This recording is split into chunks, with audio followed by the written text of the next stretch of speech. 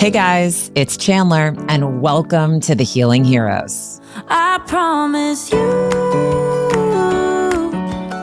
I'm Chandler Stroud, an executive, wife, and busy mom of two, who after years of living with anxiety, health struggles, and an unshakable feeling like I should be happier, made a profound discovery that changed everything. Join me on a journey where unexpected paths lead to healing and more happiness. On this show, we'll explore unconventional ways to unlock more joy in your own life with the help of my very own healers and trusted advisors, the Healing Heroes. Hey everyone, and welcome back to the Healing Heroes podcast. I'm your host, Chandler, and today I am back with our hero and astrologer, Ophira Edut. And I have to say, I've been looking forward to this conversation for quite some time. We are officially in 2026, and I think a lot of us walked into this year with a mix of hope, a little exhaustion from everything the last few years have brought, and honestly, some real questions. Where are we headed? What do we need to let go of? What is actually waiting for us on the other side of all of this change that we're witnessing?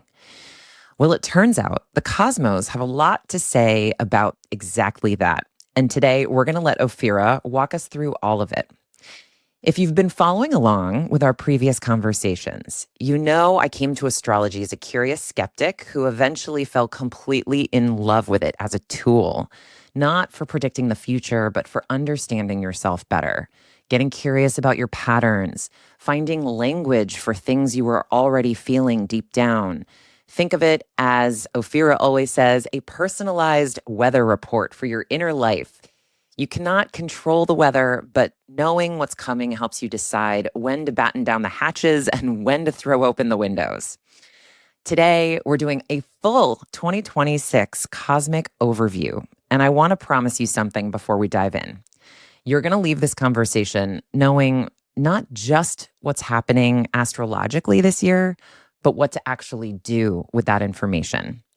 Because the point was never just to stare at the sky. It's to use what's up there to live in even more alignment down here. There are some genuinely rare and significant things moving this year, including a convergence in Chinese astrology that has not happened in 60 years, and a couple of Western transits that are historic by any measure.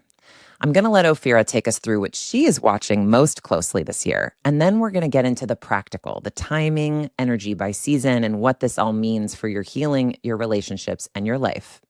Before we jump in, here's a quick refresher on Ophira's background for any new listeners joining us today. As the resident astrologer for Elle and the author of over 20 books, Ophira is a private advisor to a roster of CEOs, celebrities, global leaders, and successful entrepreneurs.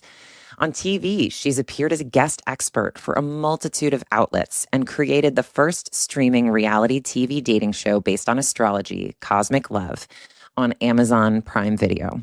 Her productivity training has been shared at companies like Nike and Saks Fifth Avenue, and her book, The Astrology Advantage from Simon & Schuster, offers a practical guide to using your chart as a personal and professional roadmap. Ophira, welcome back. I'm so excited you're here. I have so been looking forward to this conversation together. I feel like it was like 2 years ago that you first handed me this microphone and headset and were like, want to be on my podcast? Because it was 2024, right? Yeah. It was winter of 24, and you're being kind. Yeah. I think the right way to say it is I stalked you at a department store in New York City and forced you to take my business card, and the rest Which is history. I was more than happy to do. I mean, no, you came to an event that I was having at Bergdorf, and I love being stalked that way. Stalk me that way anytime because it's just the best. So yeah, here we are in 2026. Whoa. It's really gotten crazier than ever. It really has. And yeah, I love that I'm here talking about this with you because, we joke about the department store and how we've been doing this for 2 years together. But like, guys, I've been fangirling over Ophira since I was like 18 years old. I've been reading her horoscopes. Like, she's really had such an impression on how I think about myself and how I think about planetary alignment and movement and working with energies versus against them. And I'm just so excited to Thank dive into you. 2026. And I want that for all of you. I want you to feel empowered and equipped to Mm, know how to work with this energy versus against it. yes. So, with that, Ophira, before we get into everything that 2026 has in store, I always love to Mm, do a quick grounding for listeners who are mhm. stepping into our world for the first time. How do you describe what astrology actually does for us in the most practical sense? And you said it, astrology is it's a tool, not a rule. Much like a weather forecast. I actually now have a good friend who was a weather forecaster in the Navy, and he has described the way they forecast the weather, which is to look at patterns, compare them to familiar patterns of the past, and make their best estimate of how things might go. And then how you walk through that weather is up to you. So Mm. the patterns that the astrology is like looking up at, if you could see all the planets overhead and the pattern they're making and their movements around the sun. At any given moment, they're forming these different patterns, and it can give you an idea of the energies that are available to you. Is it a red light, a yellow light, or a green light? Is it a chance of rain, or is it sunny? Like, I'm not going to tell you to not go swimming in the rain, but it might not be as fun as if you go swimming in the sun. So we have a lot of free will in astrology. A lot of people don't realize that because they read their, horoscope on a website or, in a magazine, and they think, oh no, I wanted to do this, but now this person says I can't and I'm doomed. And I just want everyone to really know that that context for astrology is not meant to be a form of control over you personally, socially, politically, in any way. It's a guidance system, like a GPS, to help you make better, more aligned decisions for yourself. Thanks for taking a moment to say all of that. I love the way you describe it. It's different every time, even if you draw from similar analogies. And I think it's really helpful for listeners before we get going. So thank you. Absolutely. Let's start with the fire horse because I think people are seeing Year of the Fire Horse everywhere these Sounds days. so sexy, It especially after a does. snake year, which was true to form. A lot of people really shed skins, toxic relationships. There was so much snakishness going Mm. on in world politics, everything else. And so I think, you know, our brains psychologically love a fresh start. And when it sounds like this, horses are, I mean, who's not a horse girl at heart a little bit, you know? With you. Hmm. Yeah. So when it's fire, so it sounds dynamic and active because we felt so passive and victimized by so much happening on the planet. And then the horse Mm. has this like forward momentum. So, the optics and the PR of the fire horse, as we know, have also been capitalized on by any and every person and company and brand. Understandably. I mean, you have a marketing background. Like, would you rather sell a wood snake or a fire horse? Okay, fair. Yeah, the Yeah. visuals I'm seeing on my Instagram accounts and feeds are like beautiful of these like fiery horses running down the Yeah. beach at sunset. And like, Oh, it's hard not to buy exactly. in. Exactly. I actually work with Dua Lipa book club and her brand, and I got to go to her concert. And she had this whole one of her songs, this whole screen behind her of horses, wild horses running into the sunset. I was like, Does she even know what she's doing?" So I was like, Cool. she got the memo early. But I mean, okay, so in Chinese astrology or Eastern astrology, there's a new sign that rules for a whole year. So in Western astrology, a new sign takes over it's based on solar astrology. So it's one sign for a month. It's Pisces season, Aries season, whatever. In Chinese and Eastern astrology, it's one sign, which is an animal, except for the dragon, which is, I think you're a dragon, right? So, oh no, you're not a dragon. I think I'm You're, a no, dog you're or not. rabbit. I think Yeah, yeah. dog. I got to I go think back and look. It's been so long. you're a Wow. dog. You're a dog. Okay. Yeah, 82, right? Yes. Yeah. Wow. Nailed it. Yeah, you're a dog. Well, so there's an animal for every year, and it's actually based on Jupiter, not the moon, even though it's Lunar New Year. That happens at the Aquarius new moon, which is usually the second new moon of the year. Sometimes it's the first, but so it has all this lore that goes along with it. But what makes it so powerful, I think, is that the first half of the decade and the second half of the decade, astrologically, planetarily, are almost like absolutely polar opposites. The first half was very yin. A lot of the slower moving generation shaping what are called the outer planets. That's Jupiter, Saturn, Uranus, Neptune, Pluto.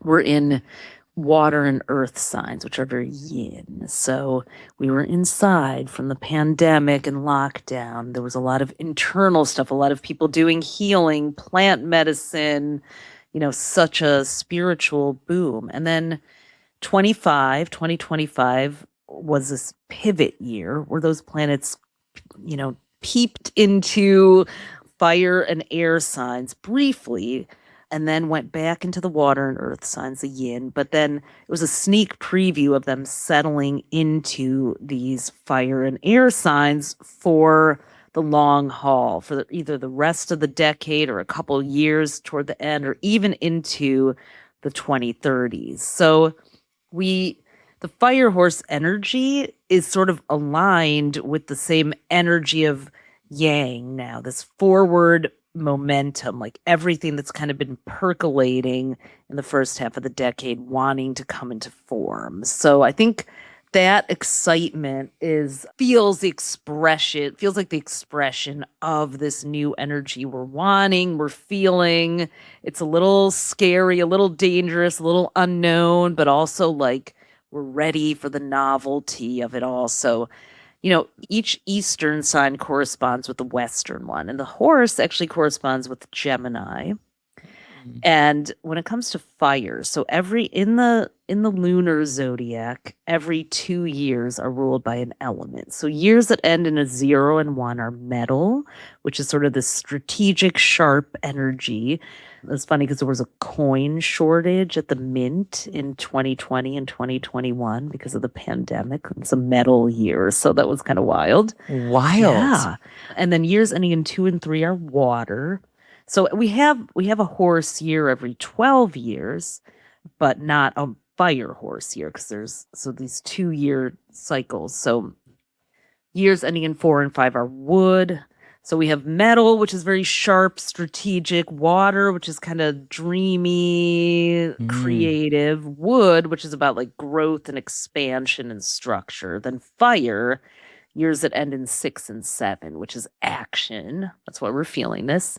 And then 8 and 9 years are earth, which is more about like settling and grounding. So the last fire horse year was 1966. Wow. And yeah, and that's so every 60 years we have the animal and the element coming back around. In fact, some people say it's your first birthday, your 60th birthday, if you look at it from that perspective. So, yeah. That is so cool. There's so much you said in there that I never knew. I don't think I've done a deep dive into Eastern astrology like that. I had no idea that it was based on Jupiter and not the sun or the moon, or that we think about it in decades and elements. Like that's cool. That's very cool. So the horse is like Gemini, and it's in a triangle, just like we've got the elements with the horse, the dog, which is like Libra, that's you, and then the tiger, which is like Aquarius. So if you're a tiger, a dog, or a horse, this should be an extra dynamic year for you.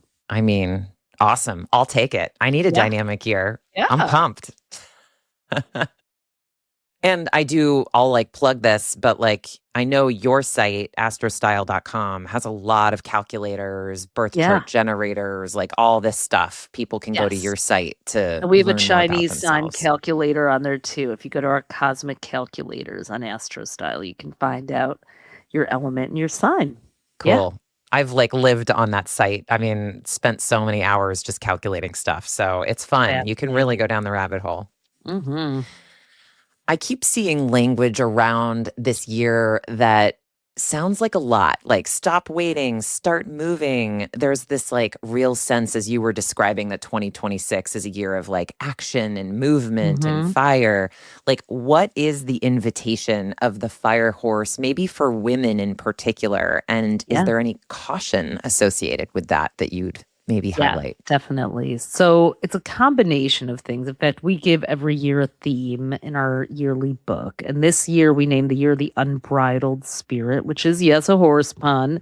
It's so there's the numerology of the year too. And so you add up the 4 digits of the year and then reduce them down to a single digit. So this is a 1 year. 2 plus 0 plus 2 is 4 plus 6 is 10. Then 1 plus 0 is 1. So 1 is the beginning of a new 9-year cycle. Last year was a 9-year, 2025, which is the end. 9 years are known to be really hard. So we had a 9-year and a snake, and it was all this shedding. Now Mm, we've got this charging horse and a 1, a time of action. So my message, especially to women or anyone who's part of what would be considered a marginalized community, mm, in 2025, there was this feeling of like, when are the leaders who represent us going to show up for us? And in a 1 year, and this particular fire horse year, we go back to the Hopi prophecies of we are the ones that we've been waiting for. Like, it's not about passively waiting for a leader to show up, but finding that leadership in yourself or supporting someone who is a mm, new voice instead of just the same old. And I'm in New York City where we have Zoran Mamdani as our mayor, and he's a mere mortal, so we have to be careful about gurufying anyone. We want to break out of that system. But the fact that he won the election as a democratic socialist and a young man in his 30s, born in the 1990s, with giving hope and a clear message, but also representing or trying his best to represent the voices of this community in New York. It's like, whether you love him, hate him, don't care, he's a great case study in the kind of leadership that's different, mm. still working in the system that we have, but also not standing for something. And I think that that's very much the energy of the fire horse in this and what it's about, like daring to stand out from the pack. Even though horses run in packs, they're not afraid to stand. I mean, like, we're probably from the My Little Pony era or adjacent. Like, the ponies were friends, but each one was distinct and sparkly as it wanted to be. Love it. I love it. I also love My Little Ponies. Yeah. Definitely a collector's item. That's so beautifully said, though. I really love the way that you articulate that. Like, this is the time to become your own leader in a Yeah. way. I think that's so cool. As best as we can, and demand from the people who are our leaders that they do. We're not going to be taking some BS false promise. Like, people are going to have to keep fighting and showing up and believing. Also love the Nelson Mandela quote that it's only impossible until it's been done. So the fire horse energy is really an invitation into like roaming free and believing, like, just because you don't know what's on the other side of that, you know, big long field you're about to run down, that doesn't mean you don't go running in this. And it's really about being in the moment. So two major planetary shifts that happened this year are that Saturn and Neptune went into Aries. They've been in Pisces for the last Neptune since 2012. and Saturn since 2023. And they're sort of polar opposites. Saturn is structure and boundaries, Neptune is our imagination and limitlessness and creativity and healing. So, yet they have been traveling in the same sign for the last 3 years. And they both went into Aries, Neptune on January 26th of this year, and for the first time for the long haul, since the Civil War era. It's going to be there till 2039. It's And then wild. Saturn, on February 13th went into Aries for the first time since the Spice Girl era of the mid-90s, 96, 7, 8, and early 99. And they came together at 0 degrees Aries, if anyone follows astrology, like the very first degree of the zodiac on February 20th. That hasn't happened for thousands of years, that they were at that exact point together. They weren't even both together in Aries since 1702. So very profound. That happened 3 days after the Lunar New Year of the Fire Horse, which was also a solar eclipse, and the type of solar eclipse that's called a ring of fire, where you see a little bit of the outline of the sun, like a fiery halo around the shadow, of the moon over it. So it just was like, what a week, Yes. Hell of a yes. week that was mid-February, Valentine's Day. Who? Don't Right? know her. So yeah, that's what we are charging into the year of the Fire Horse in. Yeah, that's a lot. I have to be honest, as an Aries myself, I've literally been waiting for that date since September because it was so built up in my mind. I'm like, this is just like a totally new shift. I mean, I didn't know what to expect. I don't know if it would be good, challenging, whatever, but I just felt like this was a date that was somehow highlighted to me early last fall, and I was like waiting for it, like the other Yeah. shoe to drop almost, because to your point, it hadn't happened in thousands of years. No. So It's so I'm wild as we riding were the wave. talking about the eclipse, my light went out. I saw that. It's like, what? It's like, what is good? Like, yeah, lighting imitates astrology. But yeah, I know you were waiting for that. And I mean, what a powerful moment to be in Aries, too. And I know you've had some big epiphanies in this window. So, I have, yeah. More to come on those, listeners. absolutely, absolutely. So you have explained a lot. This is all so helpful. I did know, like, based on the reading, and I obviously follow astrology. I love it. So I knew, like, at a high level, some of the things to watch out for this year. And I've read your book. Obviously, I go deep into the Aries section of the Unbridled Spirit, the 2026 horoscope book. But I'd love to hear from you. If you had to give kind of a 2026 headline, what would it be? And what are you watching most closely this year? Yeah. Well, the year is also kind of split in two. So, first half of the year has the big shifts of these farther outer planets. Watching Saturn and Neptune in Aries, which is, they were in Pisces, which is soft and flowy and fluffy, but also like a little bit of illusion, confusion, and delusion. So there was a lot of stuff like, there was a lot of conspiracy and that sort of thing, but some of it ended up being true and some not. So it's just been this like, whoa, what the heck is real and what isn't? The North Node, which is our collective destiny, is still in Pisces until the end of July. So we're still kind of in partly the Pisces fog, but coming into the raw Aries realness. So the move from Pisces to Aries energy can feel very abrupt because Pisces is the last sign of the zodiac and Aries is the first. Kind of like that 9 to 1 year that we're going through too. So we're having not just transitions, but very abrupt. Like it's like when the metaphor I would make is like you've been sleeping in a totally dark room. You're still in your dream state and someone comes in and like blasts a horn and turns on all the lights, and they're ugly LED fluorescent lights overhead, and you're like, whoa. And that's what like the jolt from Pisces to Aries can be like. And it can bring out this sort of fight and anger and reactive. We've seen so much anger and aggression. And Aries is also the sign of the individual, which in its shadow expression can be selfish or self-focused. There's a lot. So we may be needing to watch out for like people just only coming from anger or pushing their own agendas versus thinking about how it also affects others. But we're also going to hear a lot of stories and voices that aren't heard too. So on the one hand, so there's always like a helpful and a potentially harmful manifestation. April 25th, we have Uranus, which is the planet of change and revolution and innovation, moving out of Taurus, where it's been since 2018, into Gemini for the first time since it was there from 1941 to 49. And it's going to be there until 2033. Now, we can't overlook the fact that we have Neptune in Aries for the first time where it was during the Civil War. And we do feel like we're in the middle of a lot of civil wars. And then we've got Uranus going into Gemini where it was during World War II.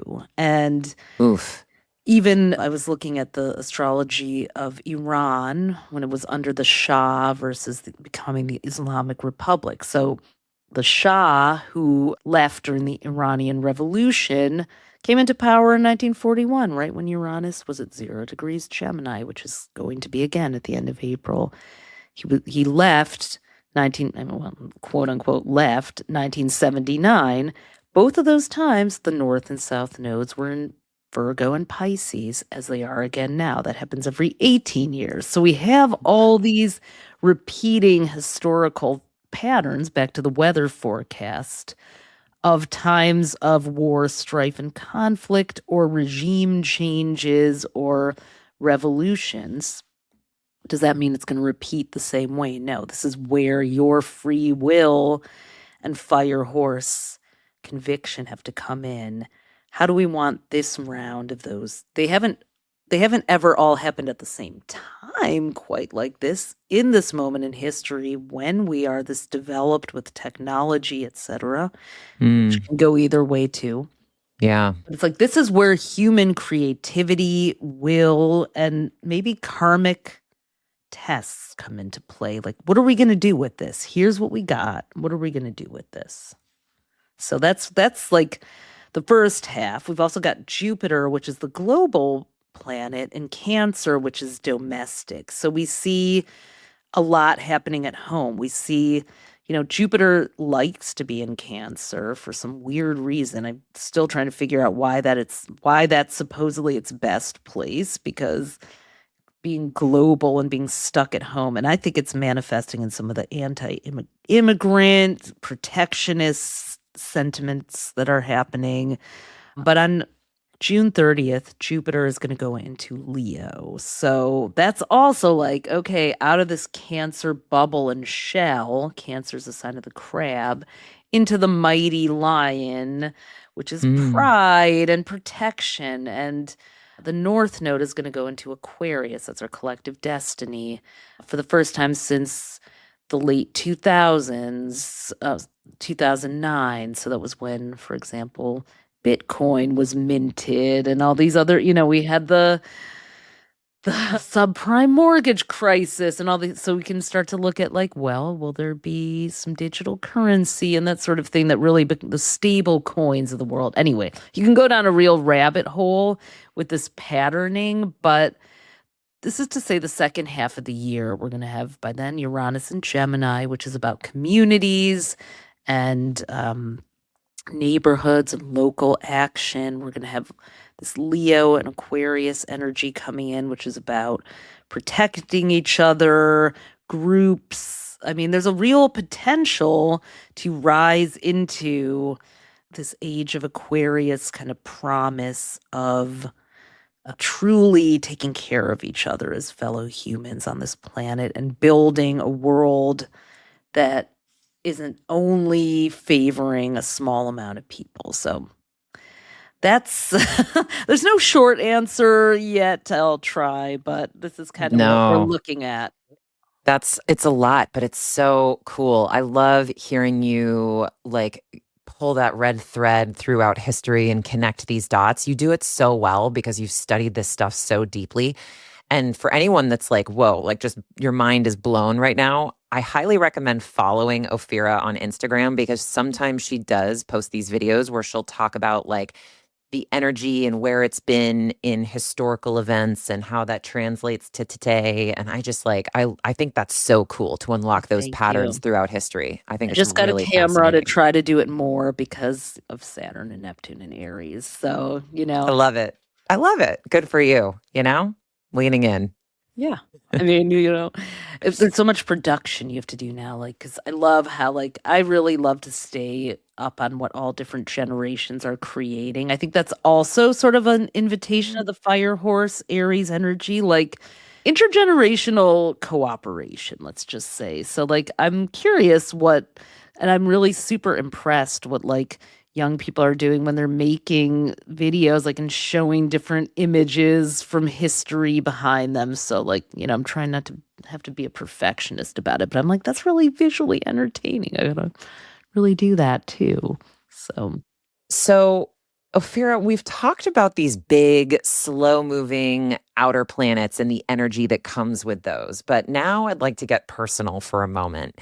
What is the inner planet story of 2026? The stuff that Mhm. shows up a lot in our day to day lives, our Yeah. relationships, our communication styles, and things of that nature. Is there anything that you would highlight about 2026 in those realms? Yeah. So in astrology, what we consider the inner planets are the ones that are closest to the sun and move like, we consider the moon a planet in our lexicon, the moon, Mm, Mercury, Venus, and Mars, because they take, anywhere from 2 days to 2 months to go through a single zodiac sign, unless there's a retrograde, which means they to spend longer in there. So we have 3 Mercury retrogrades this year that are in water signs. So we're in one now as we're recording, February 26th to March 20th in Pisces.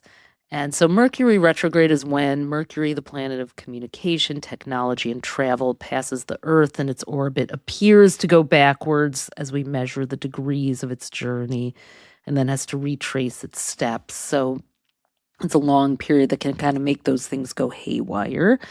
But we look at what the inner planets are: new and full moons, eclipses, and retrogrades usually. And then just their progression through the signs. So Venus spends about a month in every sign. Venus is a planet of love.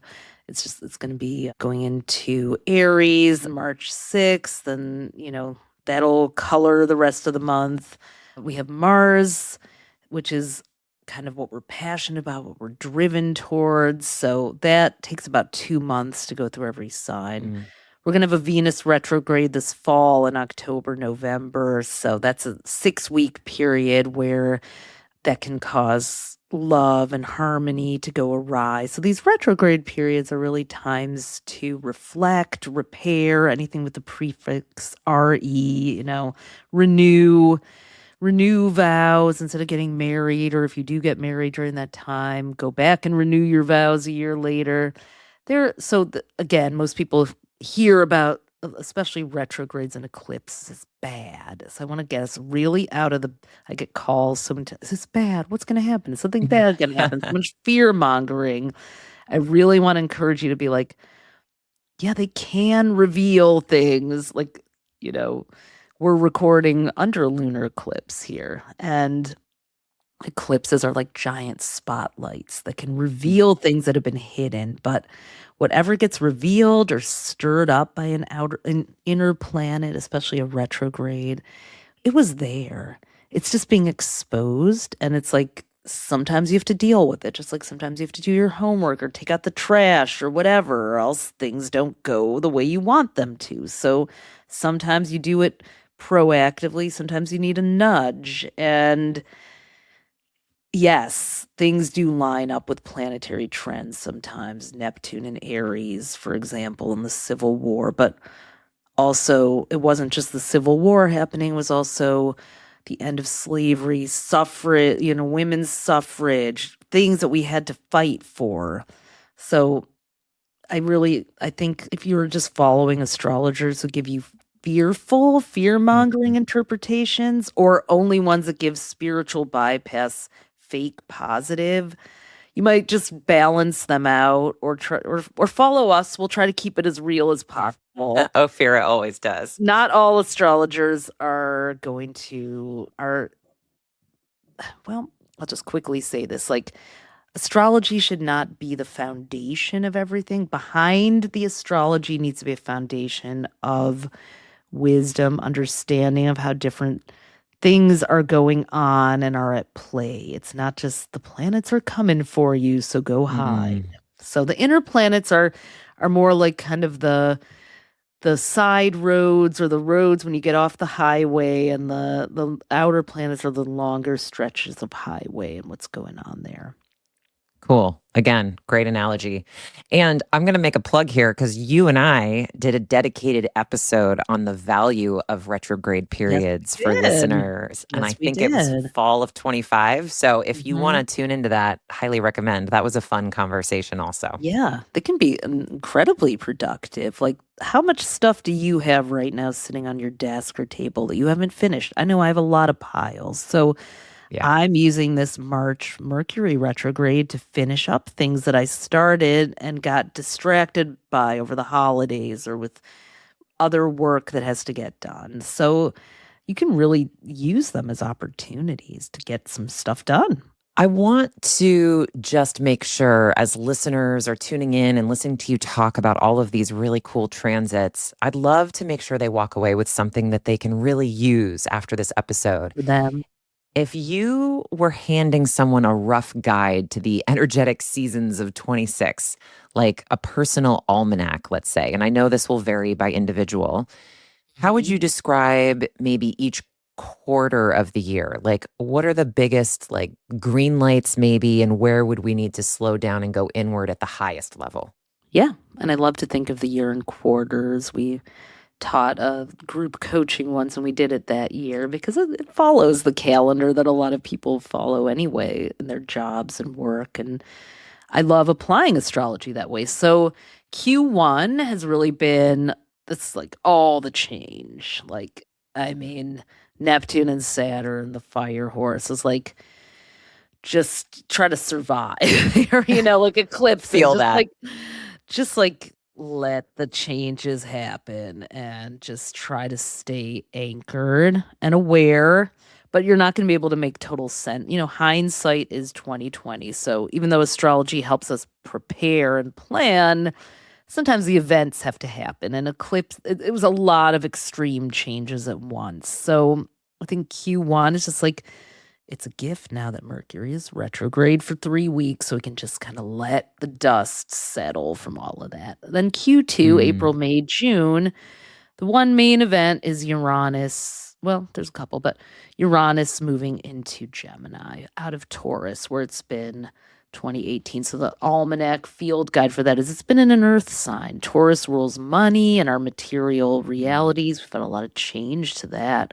If you look back to 2018, like how our day-to-day lives have changed so much and have become digitized, all the kind of everyday things we do. Now Gemini is the sign of communication, neighborhoods, interactivity, all the AI stuff that's going on. So that's starting in late April. That's going to be a big change. And in the book, we do literally have a section in the back that we call the almanac. That's the bigger trends. And then we have a chapter for every zodiac sign. So if you want to hear how these will affect your sign personally, or if you look at your rising sign, you can find that all in our book. But so July, August, September. Oh yeah, well, I would say Jupiter goes out of Cancer into Leo on June 30th, but that's really the end. So the summer we have Jupiter going into Leo for a year, going from water energy to fire energy. It's going to be like a little fun again, some showmanship. Like Leo is performance. Like this has not been a time of like celebrity culture's gross right now. Like we see it as like,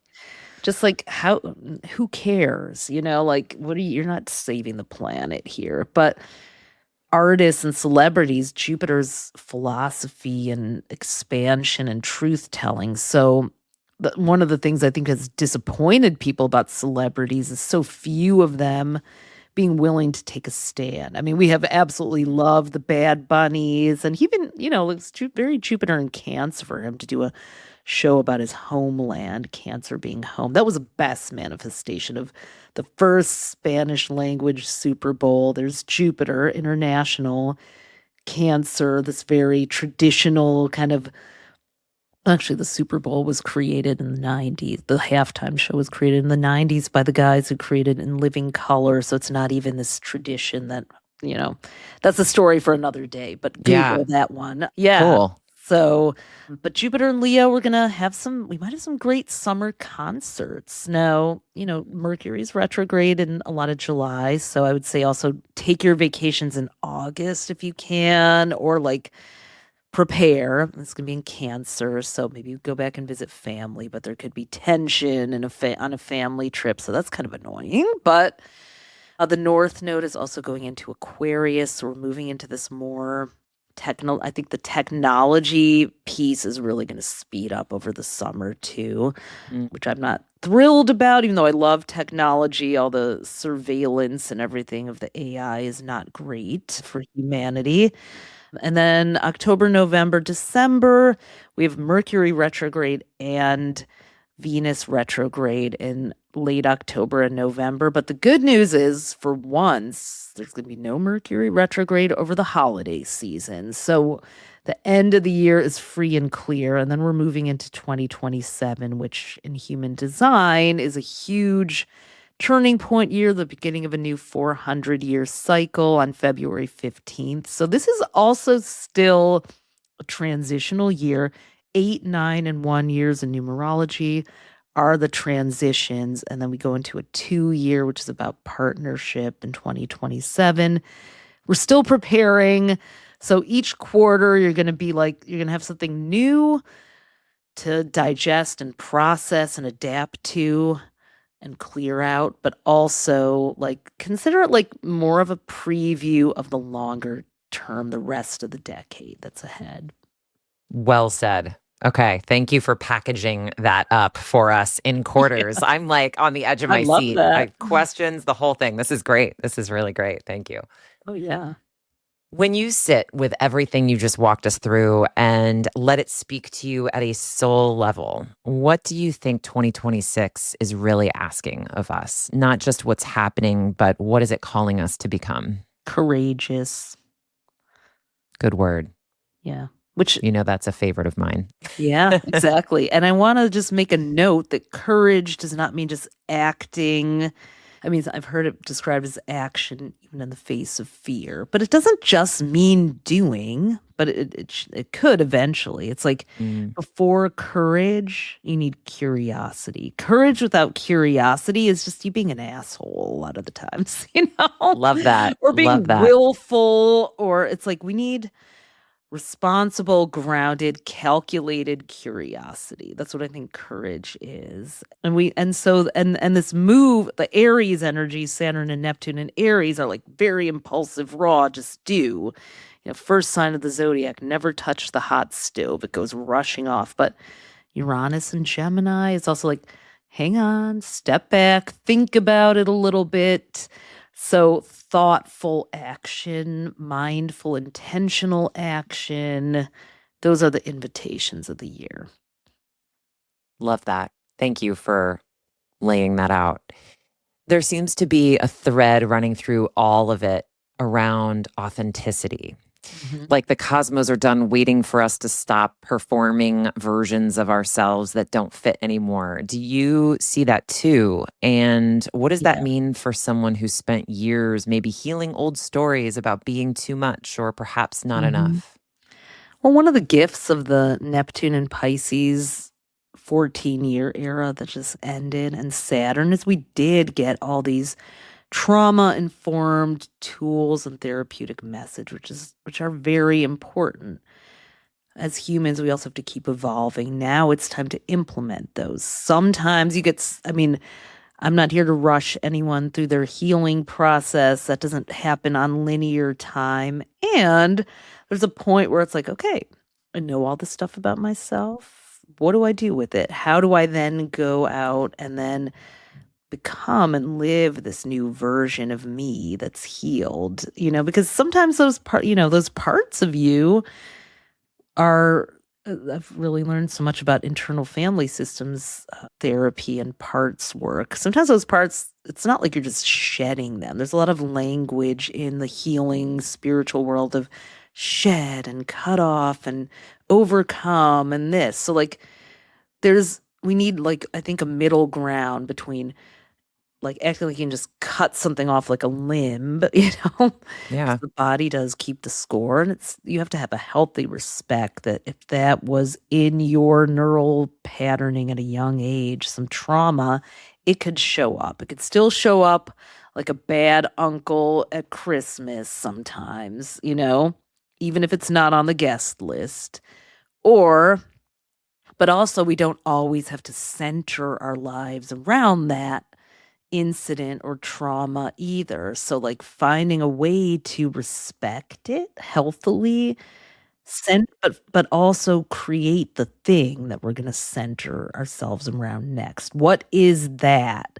And that blank page, which is so Aries, so 1 year, so fire horse, that big wide open pasture, that can be scary. And sometimes out of fear of the unknown, we may go back to the thing that is, and then that's a shame, because we don't want to waste all the work that we did on ourselves. So that's why I say courage.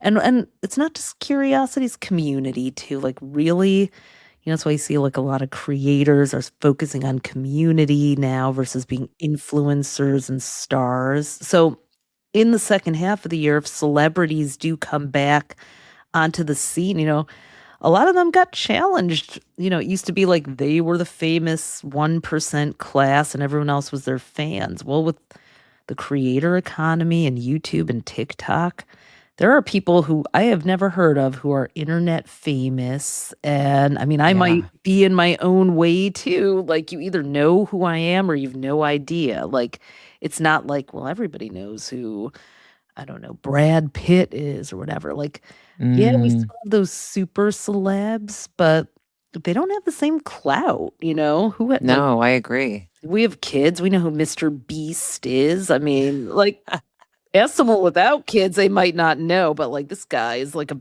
billionaire for doing stupid stunts all on YouTube, for example. So if these celebrities, when Jupiter in Leo raises the curtain on the stage again in late June, want to come back around, like, we work with Dua Lipa and her book club. She's a great example. She's a Leo. She has built a book club and community and makes her tour and her podcast and everything she does into a way. It's called Service 95 because she's born in 1995, and she thinks, which I agree with and which I love about her, that being of service is the highest expression of human. That's what we're here to do. 1,000%. Yep. So she is primed to move into this era and is a really great role model of what I feel like celebrities need to be coming back doing. How to be of service to the world, like, instead of just accumulating for themselves. I think if anything, we've just gotten thoroughly disgusted by Pluto was in Capricorn from 2008 to 2024, and that was about all the hustle culture and the grinding and the accumulating and the boss this and Mm, crush it and all that kind of like masculine language. And now we're in Pluto in Aquarius until 2044. And it's got to be good for me and we. It's like, it's just ew if you're doing that now. yeah. Yeah. Well said. Well said. Mhm. Also, you, and I've said this before, you and our other hero, Zach Carlson, need to get together for a We powwow really between do. your shared interest in human design, but also he just came out with a book called Healed Enough. Exactly what you were saying Ooh, about, like, okay. you've done the healing. Like, now go integrate, be in the world and like live your Yeah. life. And I love that message too, because we can get caught up in that. And So, people don't know how. And I hope that his book does show that. I'm definitely going to be ordering it because, yeah, a lot of us are healed enough, but then we need roadmaps. And I hope mm, that 2026 people start to do that because, sometimes people are just like, go out and but they're like, but I want to, but it's taking the first step is the hardest. So I've been working with entrepreneurs. I have my Astropreneurs program. I'm going to run it again in a bigger way later this year. And just really, there are so many people that just need the question, how answered. And Yes, then once they get the basis in place, they can take it from there. But like, a lot of people are like, well, just go and do, and it's like, okay, where, how? I don't want to like totally. mess everything up. It's very fragile too. It's like you don't want to mess up all the hard work you've done and take yourself re-traumatize yourself. So Right. understandably, people are cautious, and this is where there's some opportunity for Yeah. No, I love that you're saying this because this is exactly what led to the launch of Happiness Academy even yeah, just a week ago. So many women, female listeners were saying, this is all great. We love everything you're sharing on the podcast, but I want a roadmap. Like, what do I do yep, first? What do I do second? What do I do third? And so the Academy was born, which is essentially just a roadmap. It is a healing roadmap of how to think about all the modalities we talk about on the show, how to integrate them into your daily, weekly, monthly, yearly lives in a way that's really authentic to you, to empower you to decide what works for you and what doesn't, and take that and run with it and make it yours. It's not a yeah. prescription. Well, what's great about you though, being the person that started that, is that you actually did it. So I'm gonna just add that too to 2026. Like, we don't need people who have never actually been there, done that, and lived it telling us how to do that all the time. It's like you can speak firsthand to like the courage that it takes to try a healing modality. I mean, you went from this corporate life that is enviable to many people and on paper looks like, why would you ever leave that, to focusing on your healing. So people are going to be wondering, like, how did she find the courage to do that? What was the first thing she did? And I feel like people like you are needed as the way showers for that roadmap. Well, thank you for saying that. It's a high honor, and it is what gets me out of bed in the morning. I'm so passionate about it. I Yeah. know there's a better way to feel, and oh, we need it. We just need this work so much. So Really thank you to do. everyone listening and to you, Ophira, for saying that. My last question for you today is, if you could leave every woman listening with one thing to carry into the year, one truth the stars would want her to know right now, what would it be? Hmm. Can I say F the patriarchy? Sure. I mean, we're an authentic group. Whatever you're Yeah. feeling. You Whatever know you're what? feeling. So simultaneously to becoming an astrologer, I was working with Gloria Steinem. I was an editor at Ms. Magazine. That was born out of me in college, starting my own with my twin sister and our friend Diane Logwood. We started our own magazine, Hues. It was an inclusive, intersectional feminist magazine. We started in 1991 as a college project and made national. It was found by Gloria Steinem when she visited our campus at the University of Michigan, and then she later hired me. And so Gloria is now in her 90s, and one of the things that I did was I was the first web designer for feminist.com 30 Cool. years ago, and helped build that out. And we had a little 30-year salon at Gloria's house at her living room, which she's anointed like a space for feminism to continue to thrive. I mean, she's an Mm. Aries like you. She's one of the most amazing, truly one of the most amazing people I've ever met in my life. And so we went around and said what we think the next phase of feminism needs. And I said, women have gotten really good at being good. We're really good at that. Being Mm. good girls, being nice, fixing everything for everyone. Is like, we need to get good at being bad. And I mean, not in like, I mean, maybe this is the Spice Girl era of Saturn and Aries again. Not bad in a way that's destructive or harmful, but just like, no, we don't have to play by these rules anymore. And like I'm seeing all these fun like Gen Z matriarchy things show up on my timeline. And I just want to say, if you're a healer who's talking about the matriarchy, but you're doing it to monetize, like, please go away. And Yeah. and have a chat with your higher power. Like, Ah, please stop that unless you actually have something of service, because we don't need to monetize the matriarchy as much as we need to mobilize it first. well said. Please make your money and monetize, because yes, this gender wealth gap has got to go. But like, Hmm. please don't prey on women and make yourself the central cult guru figure and repeat the patriarchal model of one person with all the answers. That's why I don't like the word predictions, because it's like, you are not the guru, you're the instrument, you're the channel. You don't have to be the guru. Just be the Hmm. guide, the way shower, the invitation, the welcoming space for people to show up and discover their truth in your space. Love that. Beautifully said, Ophi. I love that. Yeah.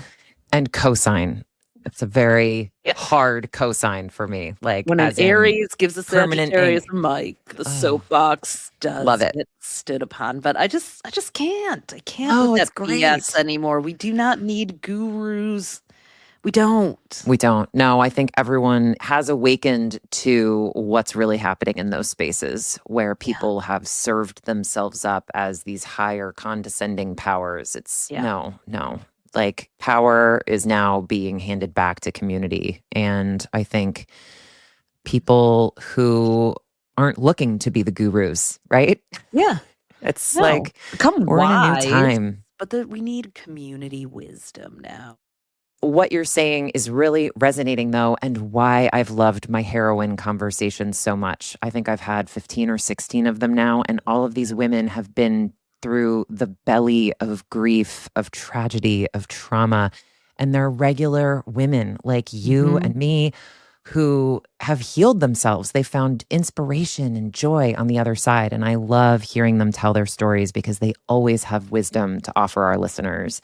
Yeah. And their stories are so beautiful. So I have to plug them and their work and how they've been so courageous to come on this podcast and open those pieces, those parts of them up to our audience. And it's really been beautiful to observe and be a part of. So I'm going to plug Stories. all the heroine conversations because they are my, I love that. additional heroes. I love that. Stories do have the power to heal. Our brains remember a story, I think, 7 times more than facts. And so that's part of the courage, telling your story in a safe community. Well, Ophira, this was awesome, just as awesome as I thought it was going to be. Thank you so much for joining us today. I love our conversations. It's been a while, and I'm just so grateful that you came on to share now about the rest of 2026. I feel so equipped. So thank Good. you. There's so much left. It's like there's the whole year left to be lived. We're just warming up. So, just please stay hopeful. You are now just kind of at the starting block if you're listening to this. So, You yeah. are. You are. Yeah. And to those tuning in, if you enjoyed today's conversation, please share it with a friend who could use a little extra cosmic perspective heading into this year. And don't forget to click that follow button so that you never miss an episode. You can also visit healingheroespodcast.com to get resources, meet our heroes, share your ideas for future episodes, and connect with us. Thanks for listening, everyone. And until next time, remember, be curious, be courageous, and be kind to yourself. You've got this.